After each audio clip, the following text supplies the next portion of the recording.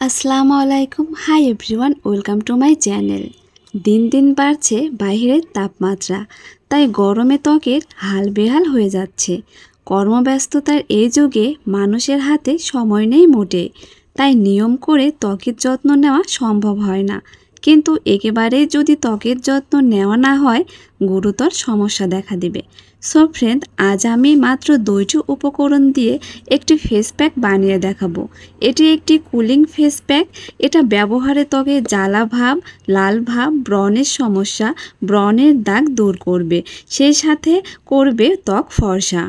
So friends, চলো দেরি না করে দেখে নেই। তার আগে আমার চ্যানেলে যারা নতুন তারা অবশ্যই চ্যানেলটি সাবস্ক্রাইব করবে, আর যারা করেছো thank you so much. Face প্যাকটি বানানোর আগে অবশ্যই তোমার ত্বকে বরফ ঘষে নেবে। কিভাবে ঘষে নেবে আমরা অনেকেই জানি না। ত্বকে সরাসরি বরফ লাগালে ক্ষতির আশঙ্কা আরও বাড়ে। এর কারণে ত্বকের পিএইচপি ভারসাম্য নষ্ট হতে পারে, ত্বক লাল হয়ে যেতে পারে, এমনকি ত্বকের সংক্রমণের পথও চওড়া হতে পারে। তাই ত্বকে সরাসরি বরফ না লাগানোই ভালো। তোমরা পাতলা কাপড় বা পাতলা টিস্যুর সাহায্যে আইস ঘষে নেবে ত্বকে। ফেস প্যাকটি বানাতে আমার লাগবে শসা। শসার ব্যবহার তোমার ত্বকের তেলের ভারসাম্য বজায় রাখতে সাহায্য করতে পারে।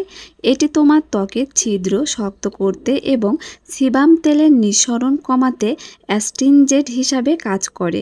তাই এটি ব্রণ দূর করতে সাহায্য করে। এটি ত্বকের পিএইচ লেভেল বজায় রাখে। শসার জুসের মধ্যে দিয়ে দেব 1 চামচ অ্যালোভেরা জেল। ত্বকের জন্য বেশ উপকারী অ্যালোভেরা। এতে রয়েছে অ্যান্টিঅক্সিডেন্ট, যা ত্বকের ভিতরে জমে থাকা টক্সিনকে বের করে দিতে ভূমিকা রাখে। এছাড়াও এতে অ্যান্টি ইনফ্লেমেটরি উপাদানের কারণে ত্বকের প্রদাহ কমাতে সাহায্য করে, তাই নিয়ন্ত্রণে থাকে জ্বালা, লালভাব এবং চুলকানি। সো ফ্রেন্ডস, তোমরা প্রতিদিন রাতে কাজ শেষ করে যখন ঘুমাতে যাবে তখন এই ফেস প্যাকটি তোমরা ইউজ করবে। এটা ফার্স্টে সুন্দর করে ম্যাসেজ করে নেবে তোমার স্কিনে 2 থেকে 3 মিনিট, 10 থেকে 15 মিনিট রেখে এটা নর্মাল পানি দিয়ে ধুয়ে ফেলবে। এবং ফেস প্যাকটি লাগানোর আগে অবশ্যই তোমার মুখটা সুন্দর করে ক্লিনজার দিয়ে ক্লিন করে নেবে।